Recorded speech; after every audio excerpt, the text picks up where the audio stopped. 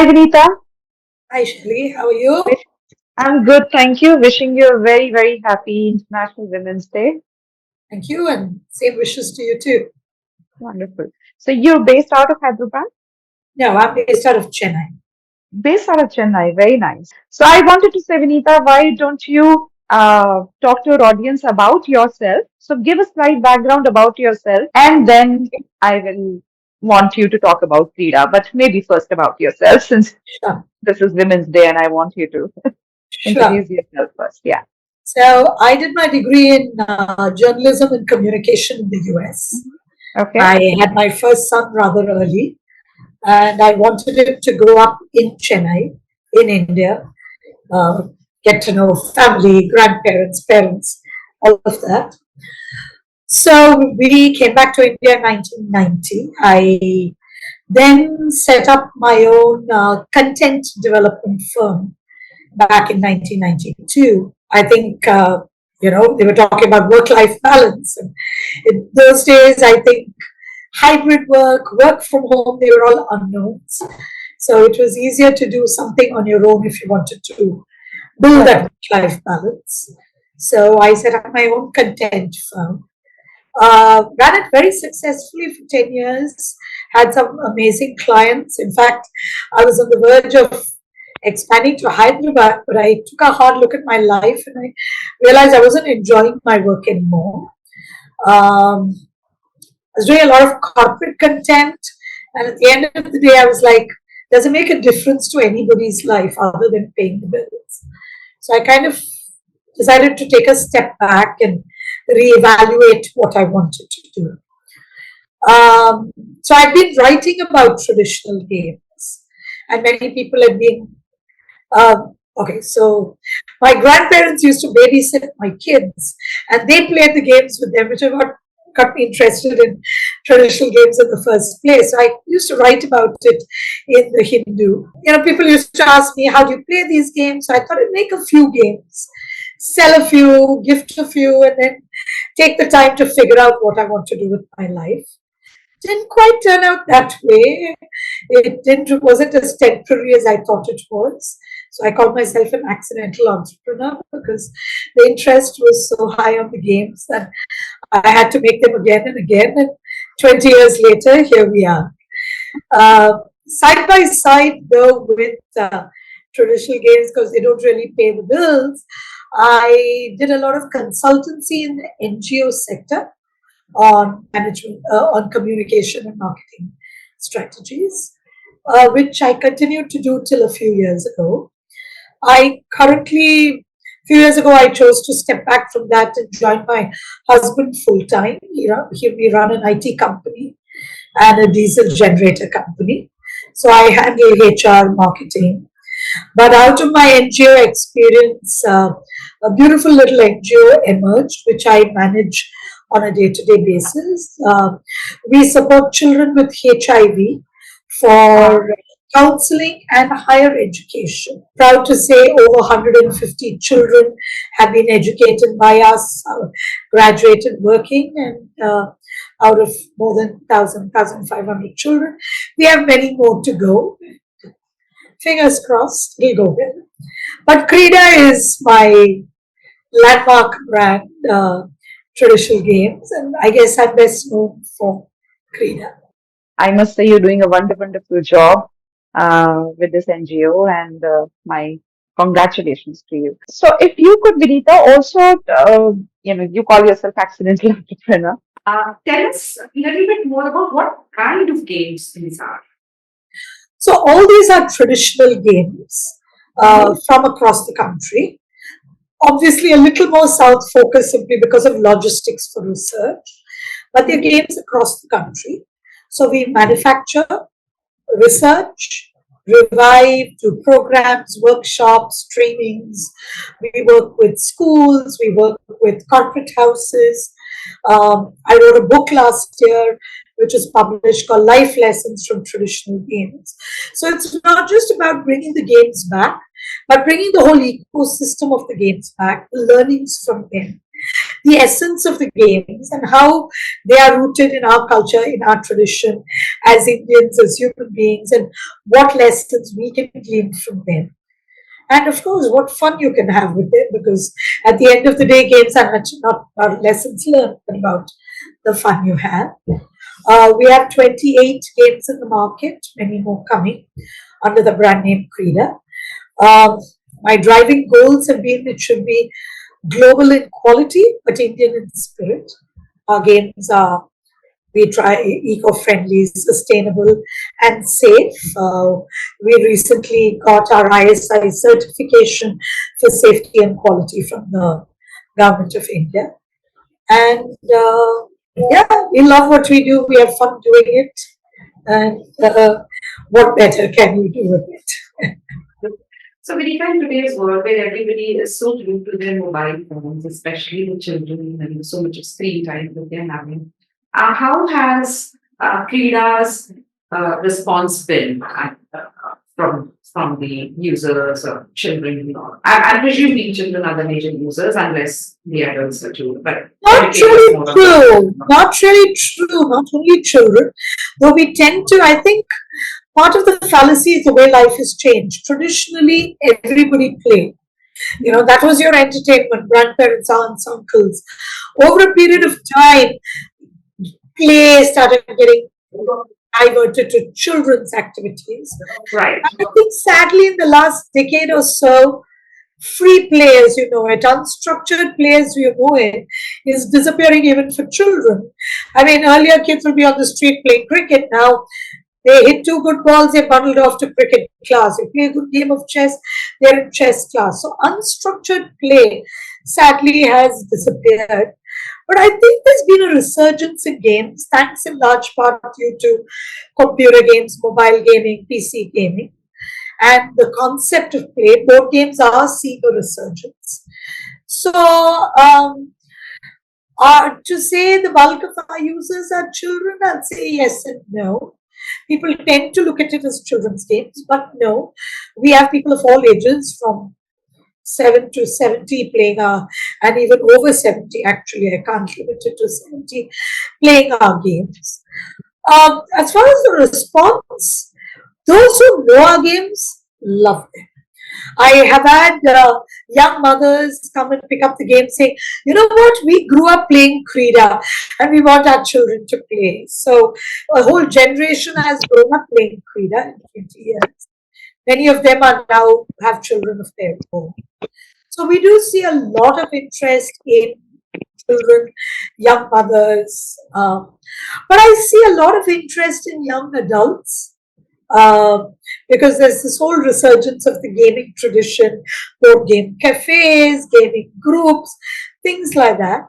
Right. I think also in the last few years, there's been a deep level of curiosity about India and Indian culture and traditions at many levels, about our music, our architecture, our history, our textiles, our art, what have you. And I think games have seen that resurgence too, curiosity about the games we play. But I think also there's this whole concept of gamification that's gaining a lot of traction, particularly in the corporate sector. So we're seeing a lot of interest in the corporate sector for our games. We do a lot of corporate events, programs, and see fabulous response from the senior most to the junior most people. So again, coming back, those who know about our games respond very positively. We've never had an event where people are not excited about our games. And we've done thousands of events in the last 20 years. But that said, I guess in many ways it is, how do I put it? It's a marketing awareness effort. The more people, you walk into a store, you know you can ask for Monopoly, you know you can ask for, say, a Scrabble, but you don't know you can ask for a Chowpad or a Bagar Bakri or a Pasapali, whatever it is, because you don't know that someone is even making it. So, right, the awareness we do, the greater the awareness, people do get to know the games. I think another major challenge we have faced is often the same game is known by different names across the country. Right. So you can't name a game by 20 names. You can only call it one name.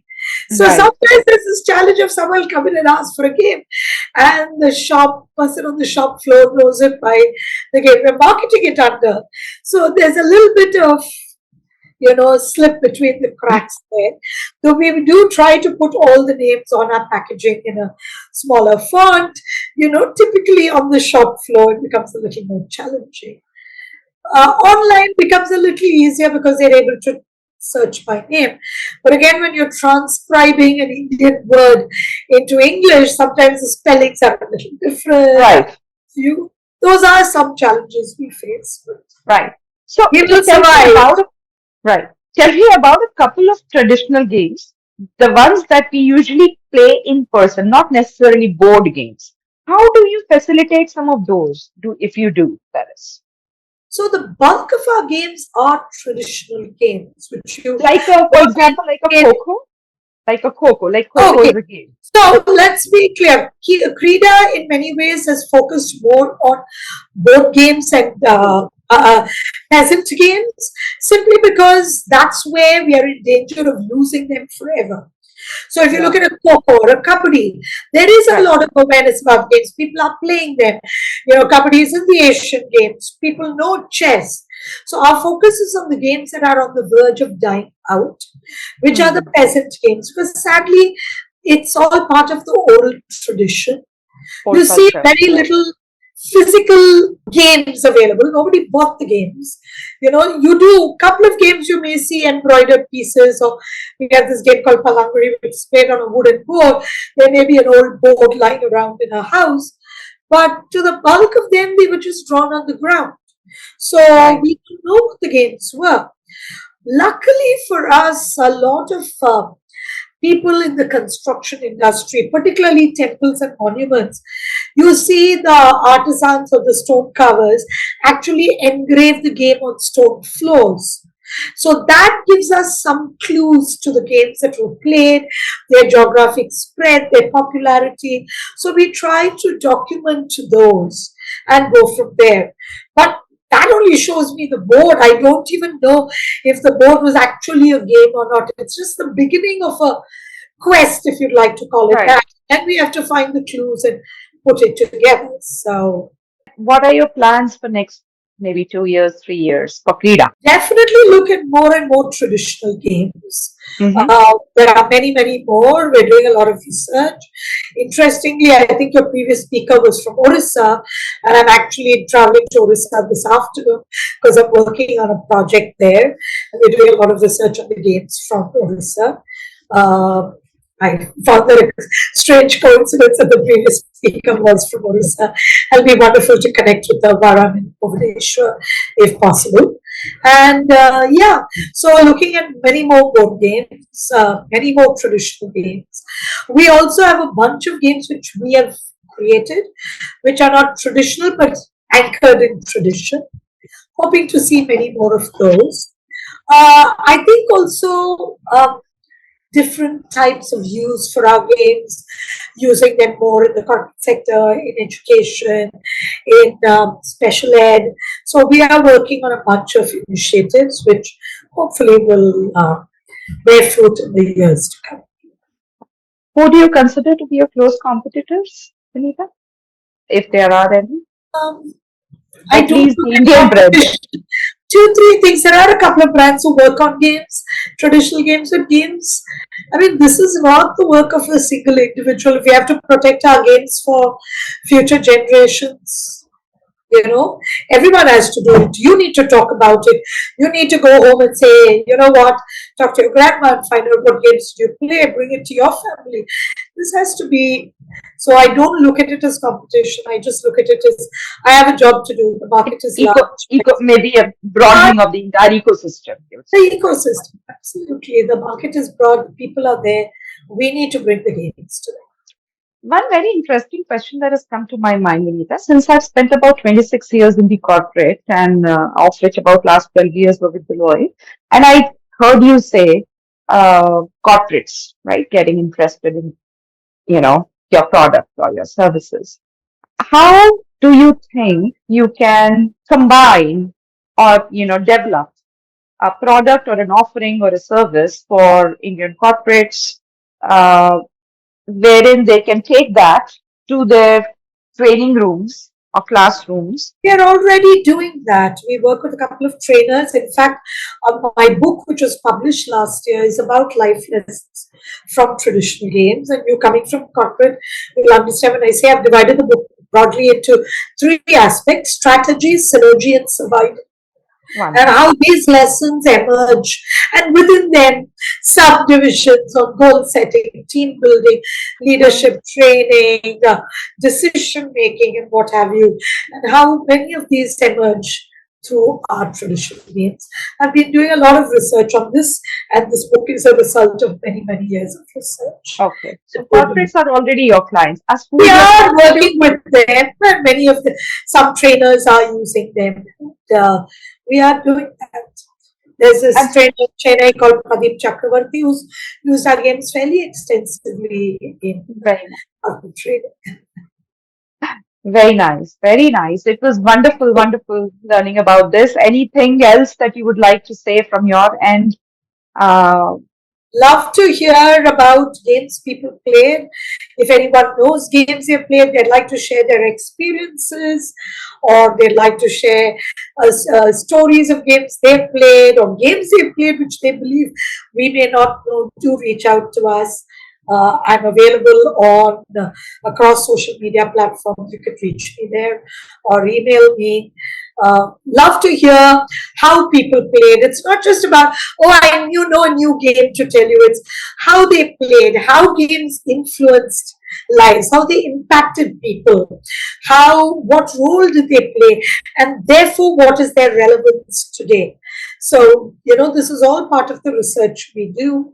We actually have a traveling journal that's floating around the world where people are documenting how they used to play.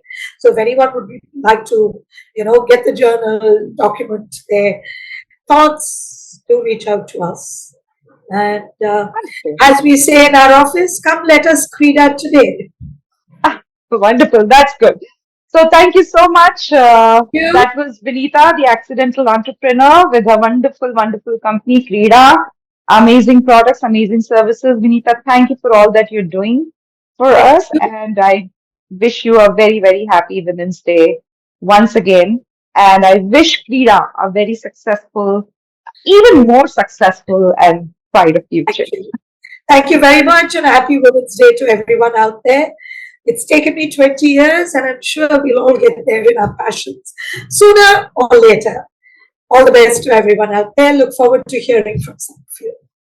Thank you for joining. Bye. Bye bye.